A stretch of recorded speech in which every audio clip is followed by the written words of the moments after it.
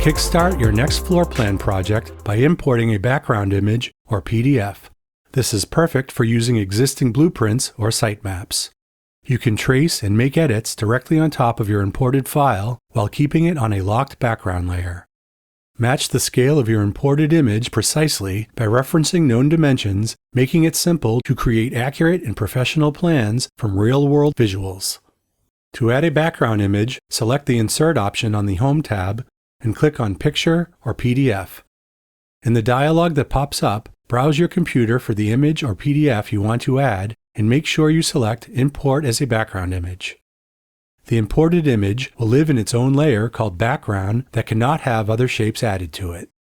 If you want to trace objects or make edits on top of your imported image, you'll want the scale of the image or PDF to match the scale of your document.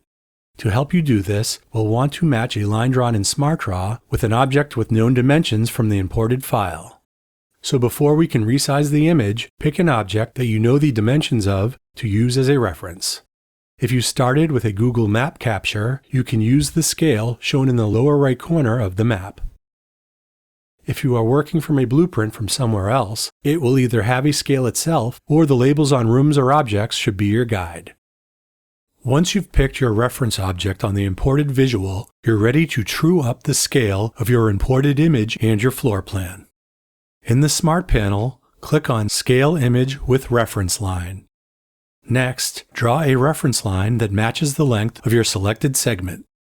This line will serve as SmartDraw's guide for resizing the imported image. In the modal that pops up, enter the actual length of the line you just drew.